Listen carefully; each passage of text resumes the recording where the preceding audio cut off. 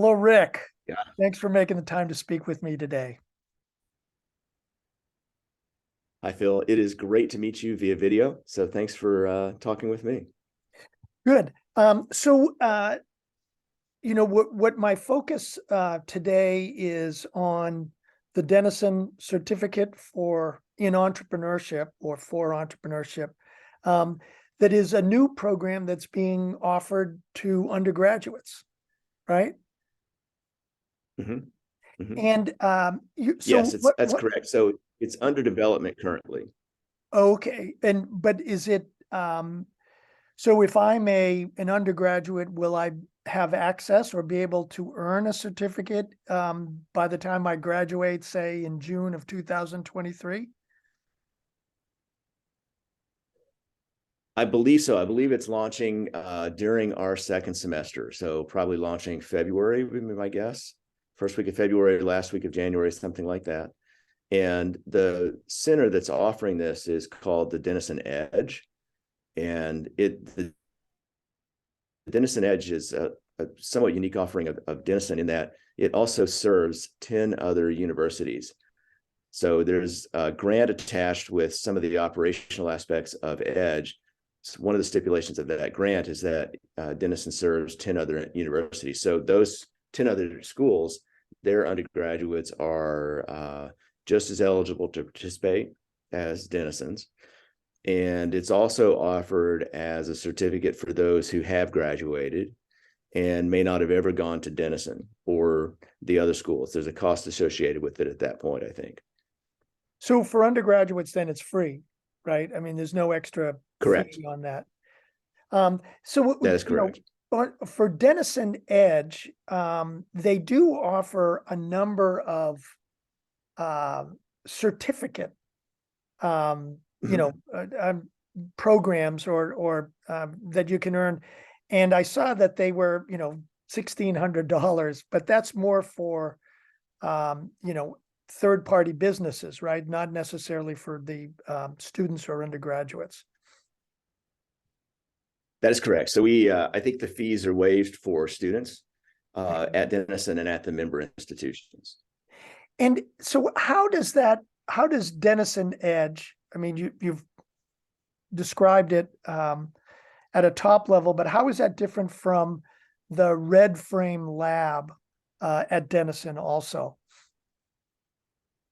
That is a great question. So Denison Edge, I'll answer Edge first, then Red Frame Lab, is relatively new. It launched officially about 18 months ago. I was part of the team that was ideating and designing behind the scenes for a little over a year behind that. It's been in discussions probably for a couple of years. And Denison Edge is designed to be additional education and opportunities specifically around individuals who say lack a particular skill like accounting or finance or something like that coming out of a liberal arts institution and feel that they want to have that as part of their education. So it's offered in that fashion. It also offers programming to businesses that can send employees there. So for instance, there's a new program coming out also in the spring. I think it's called New Manager Training. That will be a kind of a certificate light that is about 6 weeks of training. And I'm actually sending a couple of our consulting team students to that. But that's primarily designed for outside businesses who have newly promoted managers to help them ease into those roles. So that's Denison Edge. It's geared towards certificates, education, experiential learning during the summers, where they go deep and work with some companies in Columbus as students, and that's also open to the member institutions. Red Frame Lab is Denison Center for Entrepreneurship and Innovation and Design Thinking on campus. And we're all experiential around the programs we offer. We offer about 9 different programs through our small team of 3 people. It ranges from entrepreneurship and building a business. We're standing up our first investment fund in 2023 to fun things like Scotch tasting, which we are doing for a group of seniors next Tuesday, I think. So we have a whole range of activities that are 100% experiential for the kids. And then between the Edge and Red Frame Lab, we both are partnering very closely with our career center and coordinate our activities with them pretty closely. So for instance, for our consulting team kids, our counterparts over in the career center do a great job of attracting consulting companies to come and interview with them. Our experiential piece prepares them for that. Edge offers additional programming that helps kids even go further in that knowledge area. So that's just one example of how we might partner together.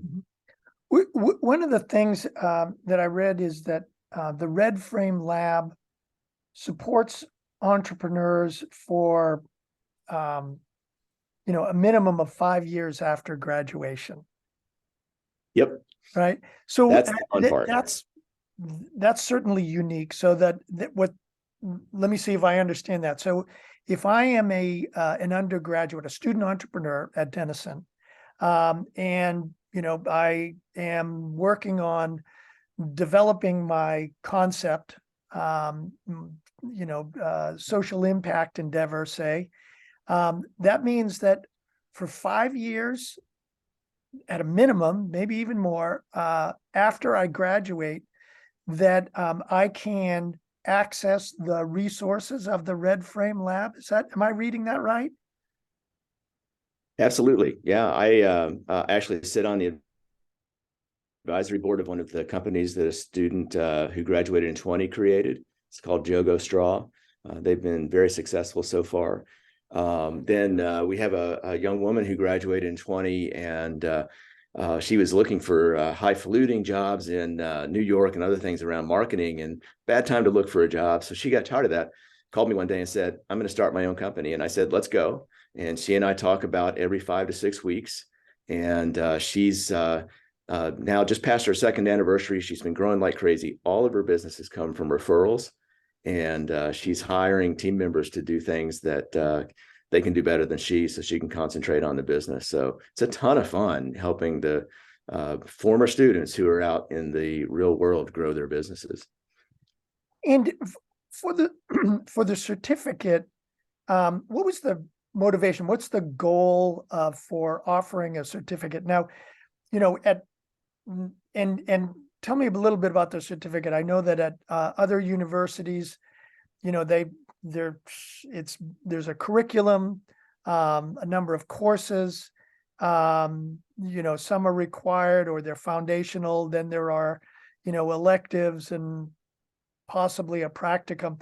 How is the Denison certificate in entrepreneurship? How is that designed?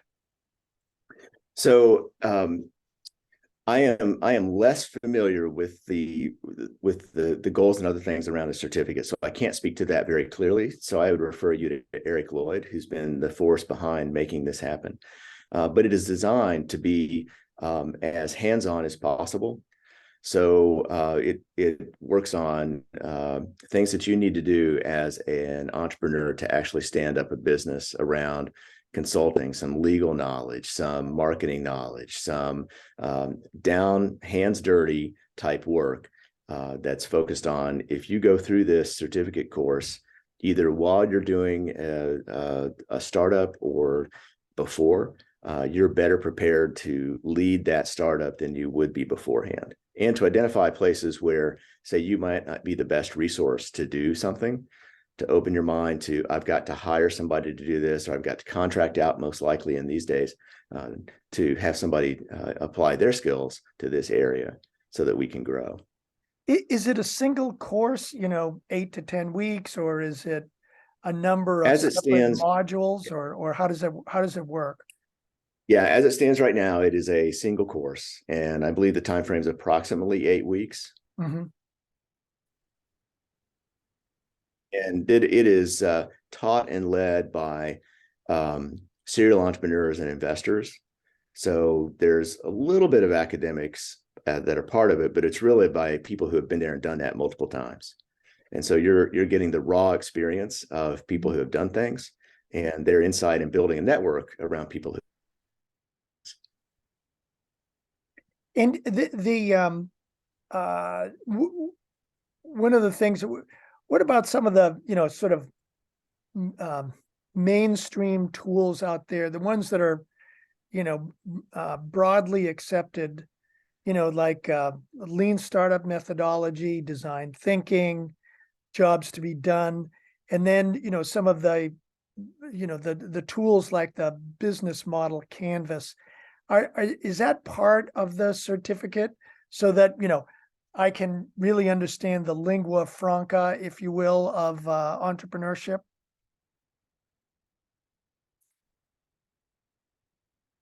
Considering use, that'd be a better.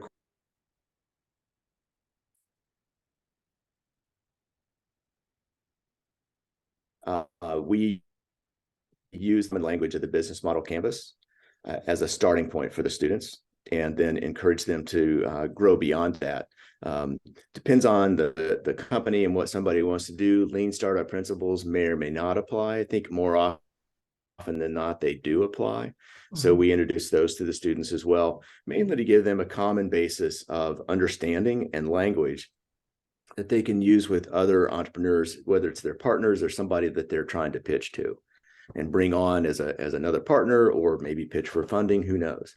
But we do try to give them some of that experience and have them leverage that as they're actually building their own businesses. So it is, do I need to have a business concept to take the course? Or I don't think so. Yeah. I don't think so for this certificate. And so to participate in our Red Startup, typically what happens is a student will come in with an idea, and the idea is to go from an idea or a pitch to a prototype within the span of a semester. For the past couple of years, we've been generating, the students have been generating businesses that are actually making money prior to the end of the semester, which thrills me because they're getting some early success. And then, of course, we'll continue to support them if they want to keep moving forward. So, if I'm part of participated in red frame programs, does any of that give me credit for the certificate, or do I earn? Not at this point. Yeah, not at this point. We've talked a little bit about it, but because not all of the member institutions are doing either things like we're doing or similar things, it's not a prerequisite or an add-in. But if you're a Denison student and you go through the certificate process and you go through the process of ideating and trying to build a business, failure or not, you've got a base of experience that really helps you the next time you want to do it, and the next time. Right. In the form that you filled out, and thank you very much for doing that, in asking what were the biggest challenges in developing and launching the certificate, your response was designing a program that is valuable and relevant. Can you expand on that? Yeah. So my thinking behind that response is that I think that it's easy to take an academic approach and say, we're going to teach entrepreneurship. And I've taught entrepreneurship courses at Ohio State. So, I've done the curriculum piece and all of that. Creating something that's relevant is something that's also somewhat consistently changing over time, where you're adapting to what you're learning in the market, and you're adapting to what the trends that you're seeing around education. So for instance, for a few years ago, nobody knew about a business model canvas approach. Right. And then based on Osterwilder's work, here we are, a great model with which to communicate that. And so that gets incorporated. I'm pretty confident we're going to have other things like that enter the market that would pay off as part of the work that students would go through for the certificate, or the experiential things they get to do through Red Frame Lab. And we would certainly adopt it if we saw value there. And where does, so this is offered to all students across all the disciplines. One of the things that we're seeing, talking about trends, Rick, is that, just the language that we use and have used around entrepreneurship has been perceived and is real. I mean, on it's exclusive, not inclusive. So, for the Yeah. certificate, and what are you seeing, both with how you're presenting entrepreneurship and how Denison Edge is presenting entrepreneurship? Are you changing some of the language so that it can be more inclusive to underrepresented groups, That's a say? great question. Yeah, that's a great question. It is a valid concern for students that don't have this in their family background, regardless of what that makeup is or their personal background. They don't know these terms. I was with a group of students yesterday. There were about 25 of them that came in to just see what Red Frame Lab was at part of a class. Only one of them was familiar with entrepreneurship out of that group. And so you change your language a little bit. So there's two things that go on there. On a one-to-one basis, you need to be able to communicate with a student and gain their trust and speak in a way that they can hear and that they can learn. So it's a big challenge for any one of us who is trying to work with students. We kind of need to perceive that in the moment and do that in the moment. The other side of that is the students also need to learn the language of the trade, so to speak, so that they can adapt into the world that already functions fairly well. So you meet them where they are and you ask them to join you. And part of that journey is to understand the language and the temperaments and the other things that go into all sorts of different makes up of people that make entrepreneurship and companies ultimately successful. Does that make sense? Yeah, it makes perfect sense. And it's definitely evolving. I know, for example, Mm-hmm. at University of California, Berkeley, they are using the term change maker versus entrepreneur Sure. for a number of their programs.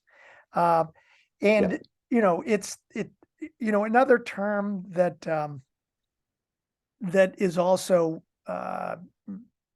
another way of looking at it is the term failure. So we talk about, oh, fail fast, and for a lot of Yeah. people, failure is has certain negative cultural connotations, but it Yeah, it also does. it's not really about failing. It's about testing your hypothesis and actually Yeah. it's learning. So it's this is what I'm hearing out in academia, that a number of Mm-hmm. these terms are being sort of rethought and reviewed.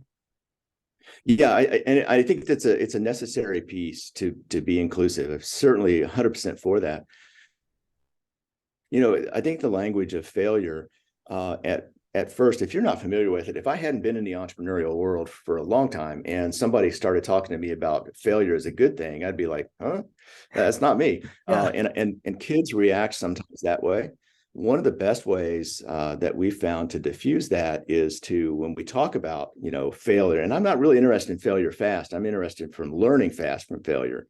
Um, but when we talk about that, we'll talk in terms of, hey, here's two examples of how I failed in our startup world, or we failed in making this investment. And we bring it down to the personal level so that the students can quickly understand, oh, so you're being open to failures. And I've had students come back and say, tell me more about that. Because that experience would have made me never want to be an entrepreneur. And, of course, I kind of laugh and say, yeah, me too. So it's just about meeting the students where they are one-on-one and just being open to their individual perceptions and ability to hear and see and learn. And over time, it produces a really cohesive group. And they gain a mutual trust among each other, whether they're on the same team or not, and a trust for us and a trust for outsiders that we bring in.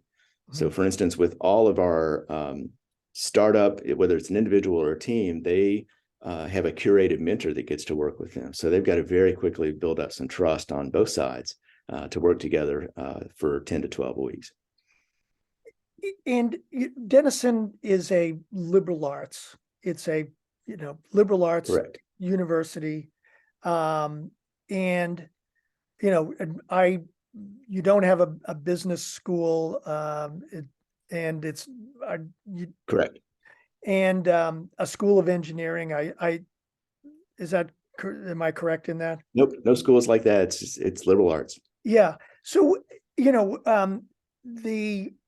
one of the other trends that I'm seeing is that liberal arts colleges and universities are adding entrepreneurship programs.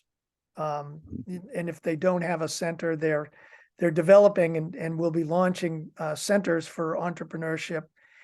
And, that's just from, the marketplace, the customers, the students that are, Very much. demanding that.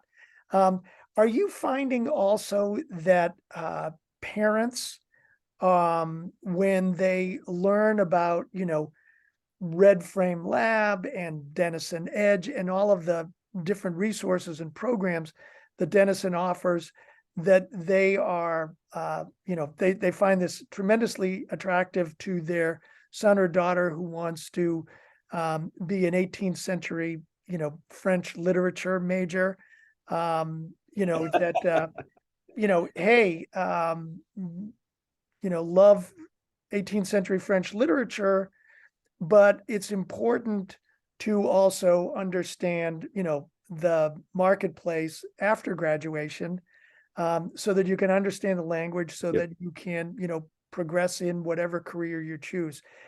Are you seeing that? Yeah, that's a great question, because sometimes what we see is the parents are more interested than the students, just like you're alluding to. Fortunately, my colleague Steve, he has 3 grown kids now that are all in the arts. One is a professional drummer, one is an actress, and the other is an accomplished tuba player that's likely going to teach music at school. He's just graduating from college this coming year. And so we have that discussion with kids a lot. I want to do this. I want to do this arts thing, or I want to pursue a degree in religion or history, but my parents think I need to have a business background. And so very often what we'll do is we'll introduce the students to somebody who has been in the entrepreneurial world, but graduated with that kind of degree, and somewhat recently, so they can at least have some familiarity and talk to them and see themselves in roles that are viable going forward. So we have some impact on that.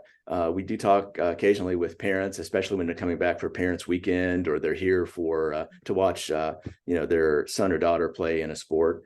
So we'll run across them. We'll get emails, hey, can we get together? And the answer is almost always yes, depending on our schedules. But yeah, we see that. And I think the most important part of that is not inducing the kids to be entrepreneurs, but helping them to understand what an entrepreneurial mindset might mean in the field that they want to pursue, and being able to assess their options and the opportunities that are presented to them in that field, and how they can make opportunities based on their mindset and their approach.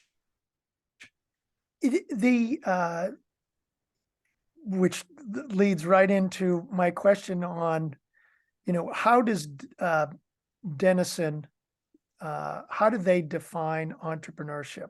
So, it's every university is going to define entrepreneurship and present entrepreneurship differently. And, what I'm hearing is that the way that you're defining entrepreneurship is not, how to launch companies, but it's opportunity identification, opportunity recognition, and how to exploit different opportunities. Is that, is there a Denison brand of entrepreneurship, a stated Denison brand of entrepreneurship? Yeah, that is a great question. I don't think that there's necessarily a Denison brand of entrepreneurship. I can tell you that about 30% of our graduates, since I've been here, and probably a decade or so before that, I graduated from here in 85. About 30% generally are going to be entrepreneurs at some point in their career. A lot of students will go off and work with nonprofits or corporations for quite a while. then they'll look around and go, I think I can fix this problem, and they'll become entrepreneurs. So we see that pattern repeated a lot. And sometimes it's surprising that, somebody that does have, a medieval history bent in their history major turns out to be an amazing entrepreneur running a food cooperative that also has a restaurant attached to it. And that's a good friend of ours out in Denver. He graduated, like 90 or something like that. So there's all sorts. We view it in terms of entrepreneurship. Opportunities. And despite my venture capital background, I have a really big, wide open room around entrepreneurship. I don't make a big distinction between social entrepreneurship and entrepreneurship. I happen to think that all entrepreneurship is social because it's designed to improve the quality of life around somebody or something. So it should always have some social good. That's kind of my boundaries for entrepreneurship. So it's big and wide. And I'd like to dig a little bit more on the Red Frame Lab. You use the term curated mentors. Yeah. Is that I never heard that before. I mean, is that where are all of your mentors Denison alumni? No. Or where do they come from? How do you curate them? How do you train them? Are they long-term mentors, ongoing mentors, or are they more subject matter experts for a particular project, or advisors? It's different for everybody. So if you could, that's a really interesting question. And what you're going to hear a little bit is that our approach in Red Frame Lab, we treat everything as an experience, or not experience it, but as an experiment, so that we're constantly evaluating and judging and saying, well, that worked really well, let's do more of that, or that didn't work so well, how else could we do it? So we're really open about that with ourselves and the school in general around us. So my approach with mentors is that if you have, say, a startup idea, a nonprofit, it doesn't matter, I'm going to go find somebody that has been there and done that, so has some repeated entrepreneurial experience and some deep expertise in a particular area. So here's an example. We had one young woman last year who came to us with an idea around developing an app that would reduce the friction in drug trial, participant acquisition primarily. And so that's an area I know nothing about. And I'm looking around going, wow, we need somebody to help her. So I had to go find somebody. I actually found an alumni who graduated, I think, in 2014, who invests specifically in that area. And so I reached out to him. He agreed to be her mentor, and it turned out to be a great thing. So that's what I mean by curated. I'm going to go out and I'm going to find somebody with deep experience who will work well with students. If I don't feel they'll work well with a student, then we're not going to be interested. We do pay them during a semester because I believe their time is important, and we want to provide them some value. The cool thing is that we engage them for a semester for that particular purpose.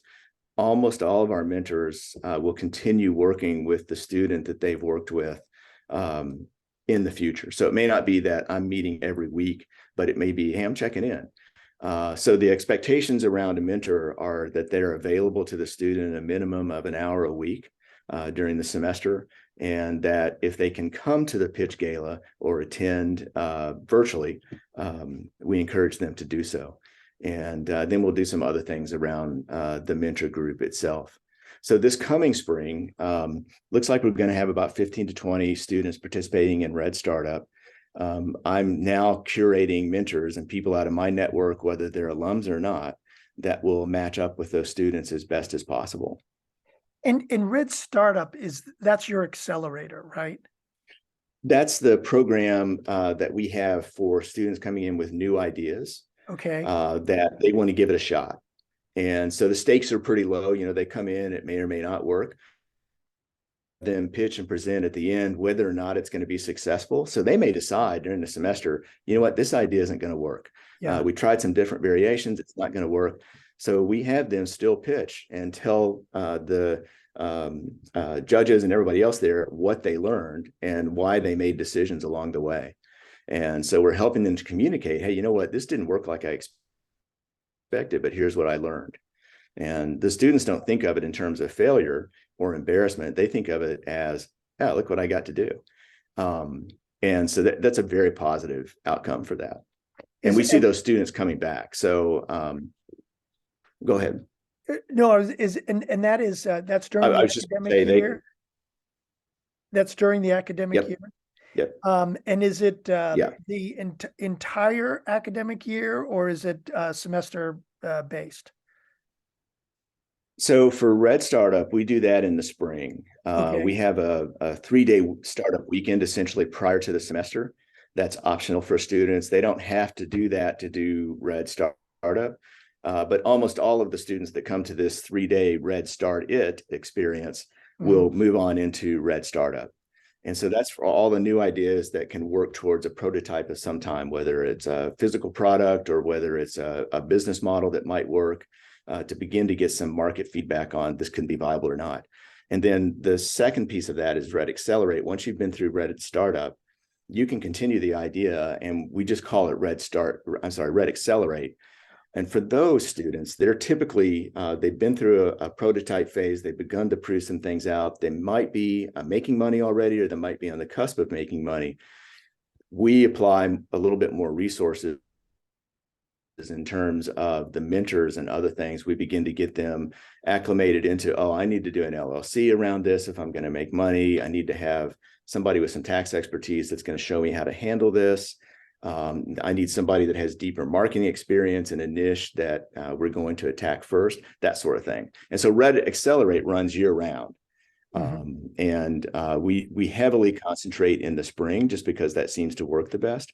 But we work with students throughout the year on the Red Accelerate. So the ones that have already done something and gone on.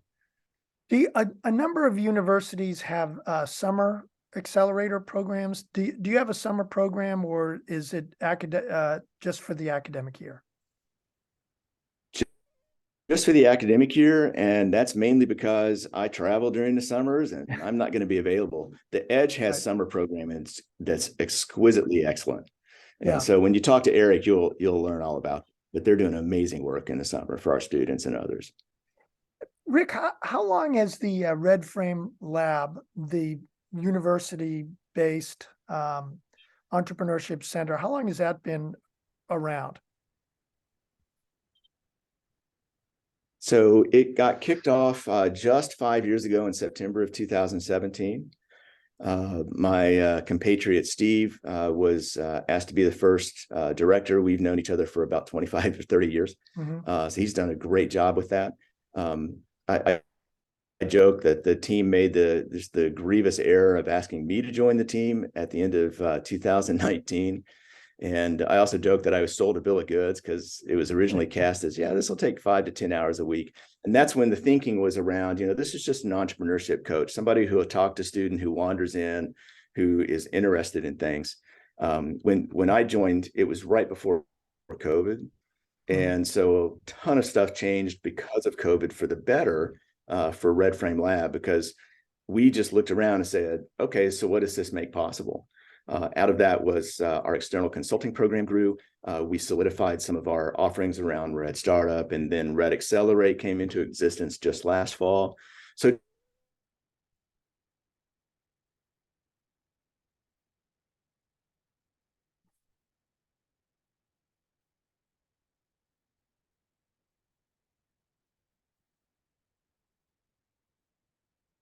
yeah, you're completely summer, frozen. and I've adamantly refused to be full-time. So Rick, you completely froze up. Oh, I'm sorry. Where did I freeze? It was something about, something in the fall. Steve became, so everybody was part-time. We had Steve, Melissa, a couple of entrepreneurship coaches. Steve became full-time last fall. Melissa became full-time over the summer. I'm at about 70% involvement. I balance that plus an active practice with clients that I have spread across the country. I work with just a handful of business owners, and so didn't want to be full-time. And so between the 2 2/3 of us, essentially, all the stuff that happens in Red Frame Lab happens. So you said, I'm interpreting this, that Red Frame Lab, you and the team have been entrepreneurial about entrepreneurship, meaning that you're continuously testing, you're adding new programs, sunsetting programs. I'm inferring all of this. Yes, And correct. is this is it all, how much of this is coming from students, feedback and input from your students? A lot of it comes from students. Take for instance, we just started this fall, something I'd love to say this, we call it WTF. And it's with an exclamation point, but it's designed for students to come in and talk about ideas. So WTF stands for Wednesday Thoughts Over Food. So we'll bring in Chipotle or gourmet burgers or something like that. And students come in. So far, a group of students that has been coming off and on, they don't come every week, but those that have come have generated about 9 interesting ideas. And we think one of those is going to become an internal consulting project. One of them is a young woman with some really interesting ideas around frozen gluten-free desserts. So I've gone out and found a person who's actually built a business around that. She's an alumna, so she'll be her mentor in the coming Red Startup spring. So, but yeah, we do sunset things, we start things, and sometimes we modify. All the time we modify things as we're going through. So it's last question, Rick. If I am,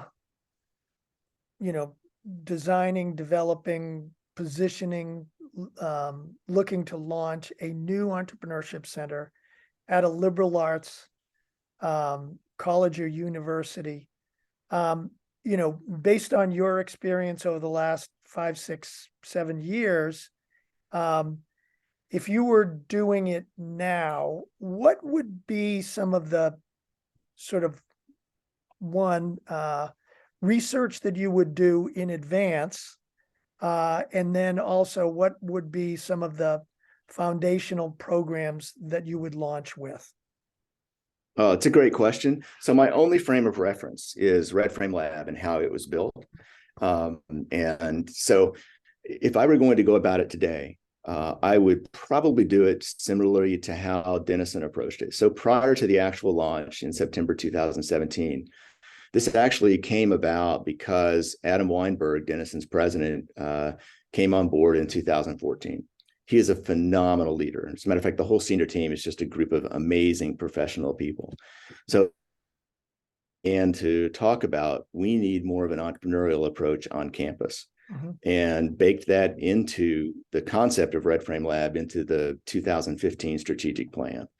And we just wrapped up a 2022 strategic plan where Red Frame Lab plays a key role in a lot of areas, as does Edge and other things that didn't even exist in 2015.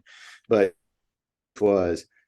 and I was with the VC firm at this point in time. So I was part of a fairly large group of people that Adam was talking to on a consistent basis about, here's what I'm thinking. How do you think this might work?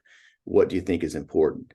And so I think getting the input of experienced alums and non-alums alike is really important, and beginning to assess what your body of students and what your community can and will do.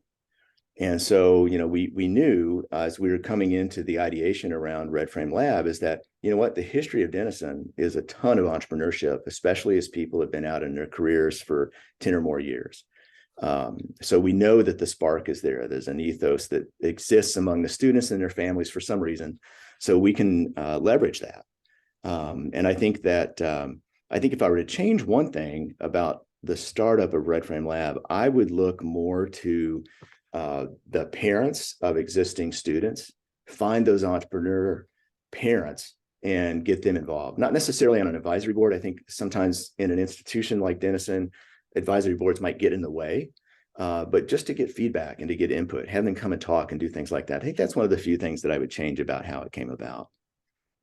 So it's what I'm hearing is that there was a lot of primary research done in order to make,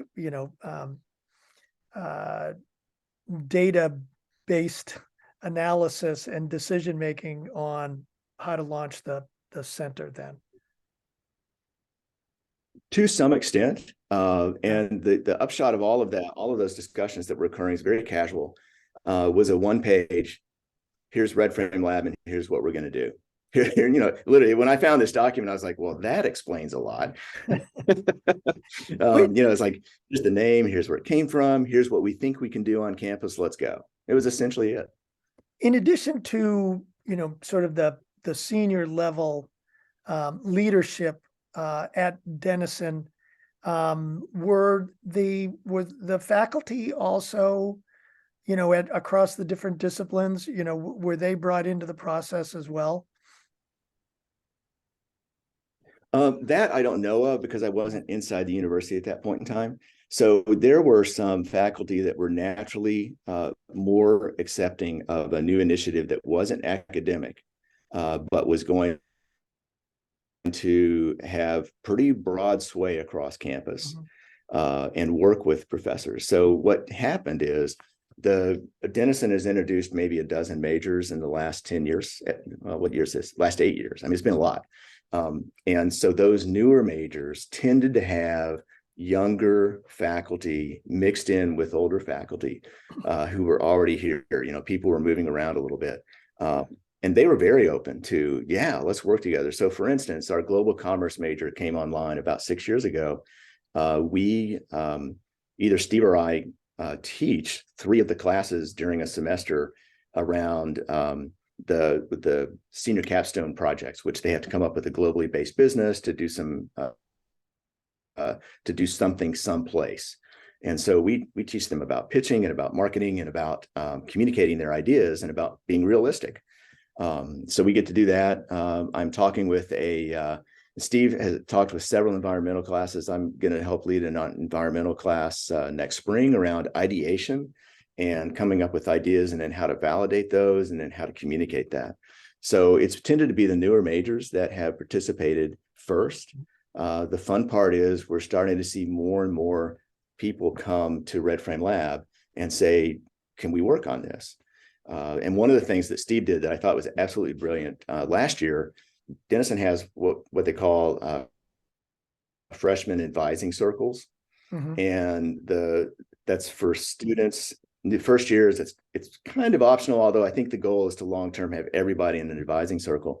Steve started inviting all of the advising circles to Red Frame Lab and come spend an hour with us.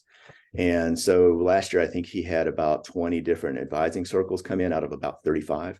We thought ton. This year, we've had 31 out of the 35. And everybody who was participating last year wanted to come back. So we're reaching into the faculty in ways that serve the students alongside the faculty, but doesn't supplant the knowledge base and expertise that individual faculty or departments bring to a discipline. We're just there to be a part of that and to help. Invited. Yeah, one of the things that I hear is that,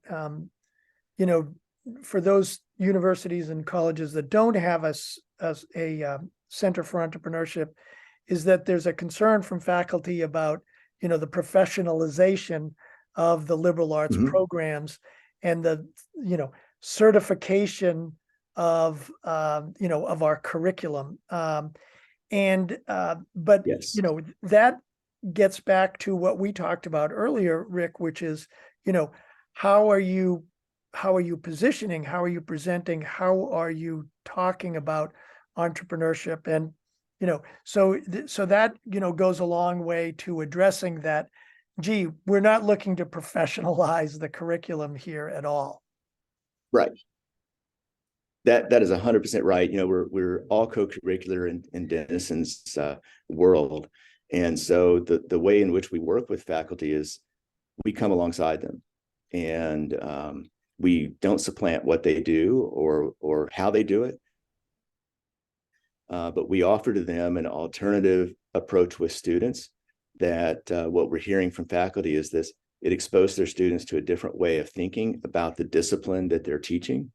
And the faculty tend to like that because it gets students more engaged and meets them in a way that maybe the faculty hasn't met 1 or 2 or 3 students in the class, but they come get involved with us, or we're involved with the class, and go, oh, I see. Now I'm in, that sort of thing. So we're trying to strengthen the majors and the focus of the students and their academic world, and also be a part of academics prepare you for the future, as do experiences. Rick, this has been fantastic. I really appreciate all of your insights here. And I look forward thank you for being curious. Look forward to sharing this with the entrepreneurship community. Thank you so very much. Yeah. And what I'll do is I'll get an introduction to you to Eric, because I had told him that we were going to talk, but I told him I don't know as much as you do, of course. And so I think you're going to need to talk to well, so I'll make that introduction and you'll really like talking to him. He's a great guy. Thank you.